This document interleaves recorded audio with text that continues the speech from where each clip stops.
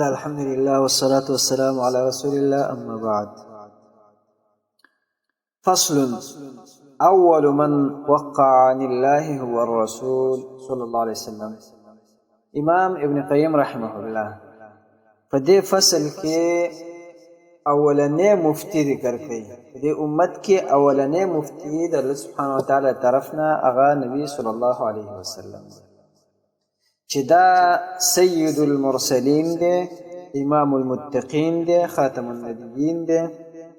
د الله بنده او د الله رسول دی، او د مفتی د پاره چې څومره شروط دي هغه ټول په نبی صلی الله علیه وسلم کې موجود.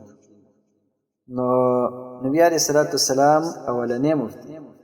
او د نبی علیه الصلاة والسلام فتواګانې جامعه فتواګانې په فصل الخطاب باندې هغه مشتملې وي، جوامع الاحکام. نو په دې وجه څوک چې فتوا ورکوي او دا د نبی علیه الصلاة والسلام د فتوی نه خلاف وا هغه به نامنظور. دا به هغه فتوا ورکوي کومه چې نبی علیه الصلاة والسلام ورکړې. مفتی دا د الله سبحانه وتعالی او د الله د رسول نائب، نو دا به ډېر احتیاط، دا به نیابت کوي، ځان نه به فتوا څوک نه ورکوي، دا به قرآن حدیث نه فتوا ورکوي. مخکې فصل کې امام ابن قیم رحمه الله د فتوی شروط ذکر کړي. اوس په دې فصل کې اولنې مفتی ذکر کوي چې دغه شروط ټول په دې کې موجود. وروسته و بیا امام ابن قیم رحمه الله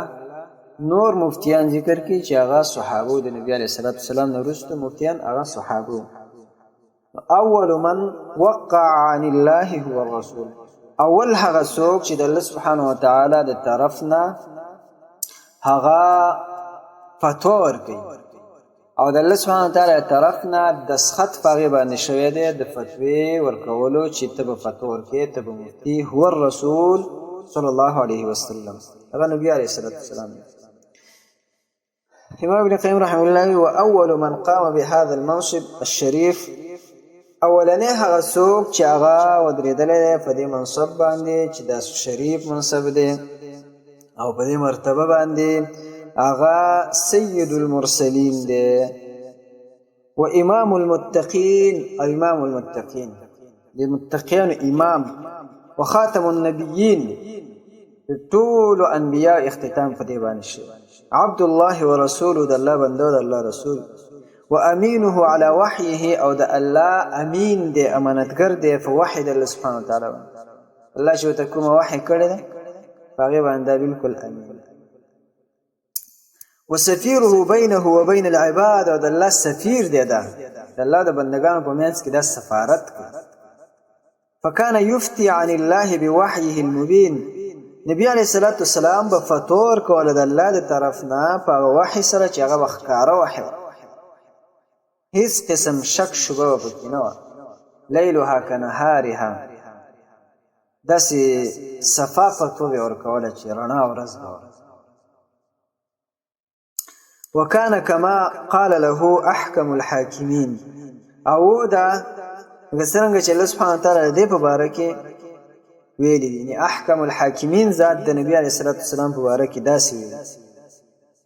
قل ما اسألكم عليه من اجر وما انا من المتکلفین. ته ووایه د خلکو ته چې زه نه غواړم ستاسو نه په دې بیان باندې، په دې قرآن کریم بیانولو باندې، د توحید په بیان باندې، په دې فتوو باندې څه اجرت، پیسې، مزدوري، او زه د متکلفینو نه نه یم. دې آیت کریمه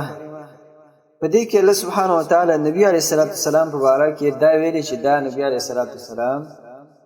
په دې فتوا ورکولو کې اخلاصمند دی او الله ته حکم کړی دی. نبی علیه الصلاة والسلام ته الله سبحانه وتعالی دا حکم کړی دی چې ته مخلص شه په دې فتوا ورکولو او د دې دین په بیان کې. فکانت فتاویه صلی الله علیه وسلم جوامع الاحکام، د نبی علیه السلام فتوی داوی جوامع الاحکام، جمع کوونکي احکام لري. یوه خبره نبی علیه الصلاة والسلام کړي او هغه یوه خبره هغې کې ډېرې مسلې جمع دا جوامع الاحکام ومشتملة على فصل الخطاب او د نبی علیه الصلاة والسلام فتوی دا مشتمل وي په فصل الخطاب باندې وهي او دا فتوی د نبی صلی الله علیه وسلم فی وجوب اتباعها وتحکیمها دا په وجوب د اتباع د عقیدې او تحکیم فیصله کې دغه د نبی علیه الصلاة والسلام دا فتوی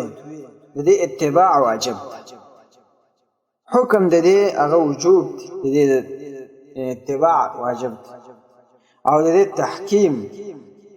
فیصله کول په دې باندې والتحاکم الیها ثانیه الكتاب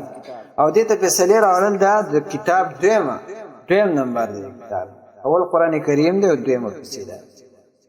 وليس نو ندی جایز لاحد لو کس لپاره من المسلمین مسلماناننا العدول اعراض کول عنها دغه فتوونه ما وجد ترڅو پورې چې بیمومي دا الیها دغه ته سبیلا لاره ترڅو پورې چې د سره د نبی صلی الله علیه وسلم فتوی شته نو د لاره دا جایز نه دی چې دا د نبی علیه الصلاة والسلام د فتوونه واوړي او په عقل سره دا جواب او فتوا ورکړي وقد امر الله عباده بالرد الیها او په تحقیق سره الله سبحانه وتعالى امر کړی دی خپل بندگانو ته بالرد الیها رجوع کولو باندې الیها دقه فتو د نبی صلی الله علیه وسلم ته او واپس کولو د مسلې الیها دغه فتو د نبی علیه السلام ته حيث قال الله سبحانه وتعالى فرمای فإن تنازعتم في شيء فردوه إلى الله والرسول إن كنتم تؤمنون بالله واليوم الآخر ذلك خير وأحسن تأويلا فإن تنازعتم فسكتشير استاسو تنازع على في شيء في يوم مسلك فردوه نفسوا پسكي تاسو دغه مسلې لرا دغه شیز لرا إلى الله والرسول الله سبحانه وتعالى ودغه رسول إن كنتم تؤمنون بالله واليوم الآخر كتشير تاسو ایمان لري فالله فورز د آخرت باندې ذلك خير واحسن تأويلا دا کار ډیر غوره دی او ډیر ښکلی په اعتبار د انجام سره د واپس کول په دې آیت کریمه کې الله سبحانه وتعالی بندگانو ته امر کړی دی چې تاسو فیصله الله او د هغه رسول ته واپس کړئ نبی علیه الصلاة والسلام ته د فیصلې واپس کول د هغې احادیثو ته واپس کول او په هغې باندې مسله حل کول په دې باندې الله سبحانه وتعالی مونږ ته امر کړی دی نو حاصل د دې عبارت داش چې اولنې مفتی په دې امت کې هغه نبی صلی الله علیه وسلم د مفتی دپاره چې څومره شروط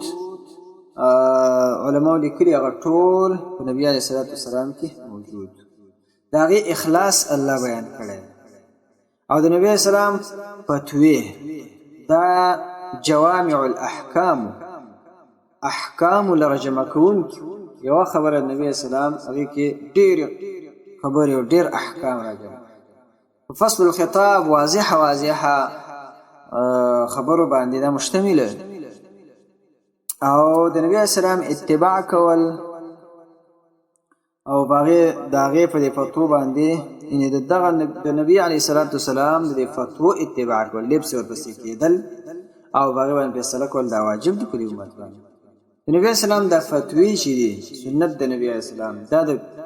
دویمه حصه ده د کتاب اول کتاب د الله دویم نمبر کې ورپسې د نبی علیه الصلاة والسلام دا فتوی شو مسلمانان له دا پکار دي چې تر څو پورې نبی علیه الصلاة والسلام فتوا موجود وي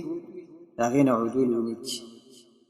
الله سبحانه وتعالی په دې باندې امر کړی دا واجب شي